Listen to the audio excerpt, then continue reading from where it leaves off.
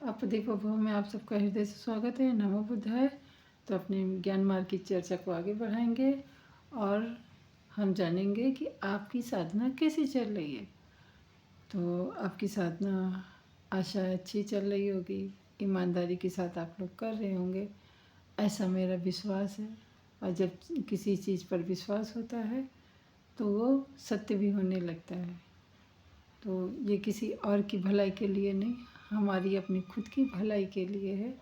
जो व्यक्ति करेगा साधना ये उसकी भलाई के लिए है।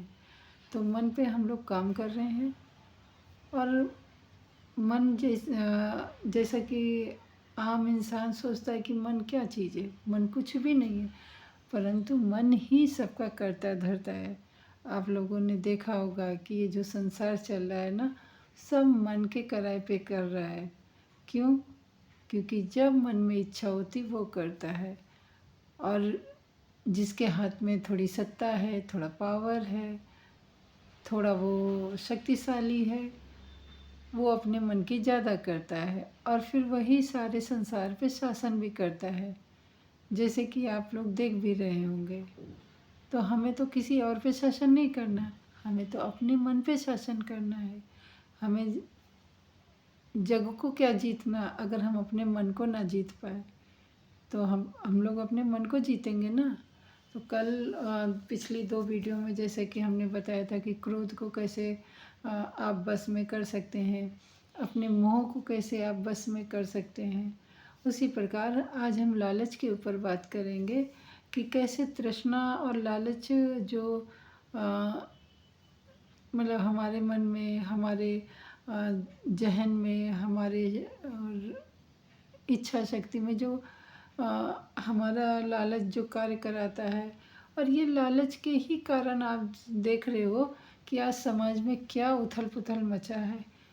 अब सरकारें देख रहे हैं किसके वशीभूत होकर कार्य कर रही, लालच के वशीभूत। अरे इतना धन पर्याप्त है कि आप कम से कम औरों की अपेक्षा अच्छा से खा रहे हैं, अच्छे से पहन रहे हैं, दुनिया जहान घूम रहे हैं, अपने आने वाली 4-10 पीढ़ियों के लिए इकट्ठा कर रहे हैं, उसके बाद भी आपके मन में लालच है, तो फिर आप तो इंसान है ही नहीं। भाई मेरी नज़र में जब ज़रूरत से ज़्यादा इंसान लालच करेगा, वो द्रव्य किस काम का जो आपके चरित्र पे, आप पे के कहते नहीं कि चरित्र अपना सबसे बड़ा धन होता है। अगर वही चरित्र आपका चुरा लिया जाए, वही चरित्र आपका मिटा दिया जाए एक लालच के वशीभूत होके, तो इससे ज़्यादा पराजय, इससे बड़ी हार तो कोई हो ही नहीं सकती मेरे नज़रिए के अनुसार। क्योंकि चरित्रवान इंसान भले पैसे से गरीब होगा, भले उसके पास उतनी सुख सुविधाएं नहीं होंगी, फिर भी उसके मन में, उसकी आँखों में, उसके जो एक चेहरे पे एक तेज ओजस्व रहता है, वो अरबों खरबों की दौलत वाले की भी चेहरे पे नहीं होगा। वो कहीं ना कहीं किसी से डरेगा, किसी के आगे झुकेगा, किसी की मिन्नतें करेगा। परंतु स्वाभिमान इंसान, चरित्रवान इंसान कभी भी किसी के आगे नहीं झुकता है।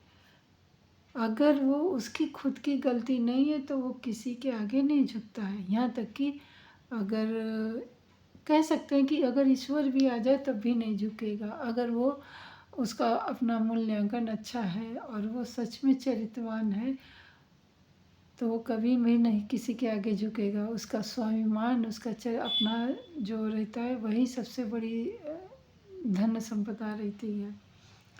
तो इस मोह, इस लालच को हम कैसे मिटा सकते हैं?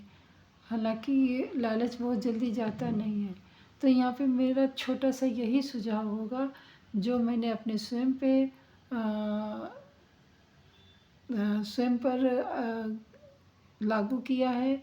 और वही नियम हम के द्वारा, मतलब वही नियम के द्वारा हम अपना लालच कम करने की, हमारा तो मैं ज़्यादा बड़ी बात नहीं बोलूँगी, हमारा लालच अभी ज़्यादा से ज़्यादा 100 में 10% बचा है।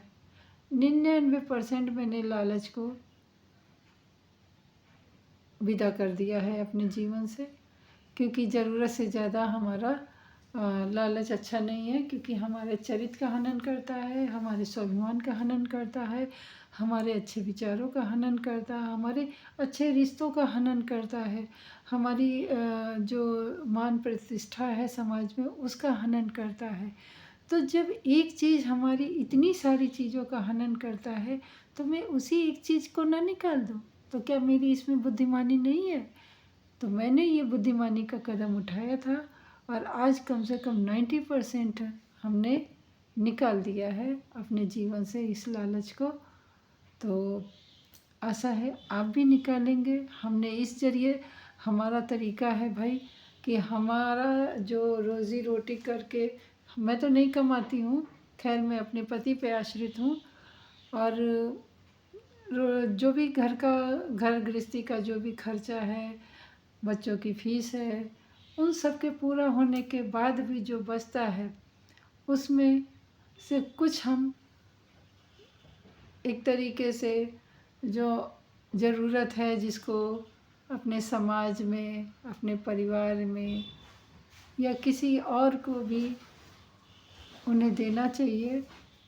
और जितना ज़्यादा आप संग्रह करने की सोचेंगे, लालच उतना ही बढ़ेगा।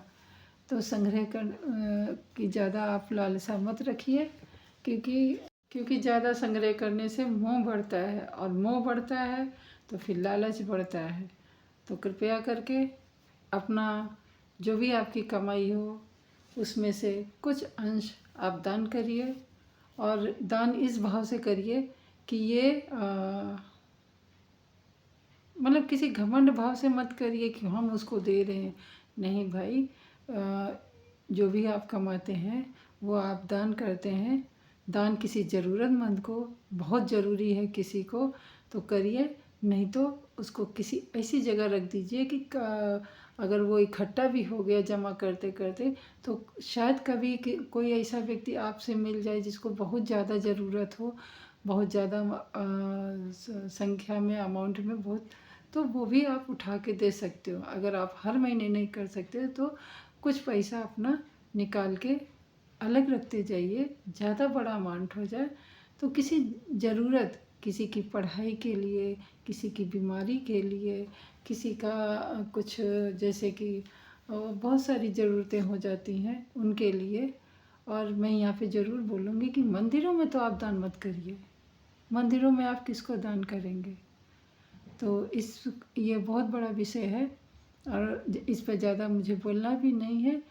अगर फिर भी आपका मन करता है भाई, आप स्वतंत्र हो, हम पाबंदी नहीं लगाते, क्योंकि बुद्ध भगवान कभी भी किसी भी चीज़ पे पाबंदी नहीं लगाए हैं, तो हम भी नहीं लगाएंगे। अगर आपका दिल करता है, फिर भी तर्क ज़रूर करिएगा कि मंदिर में आप दान करेंगे तो क्यों करेंगे, और उस दान से किसका भला होगा।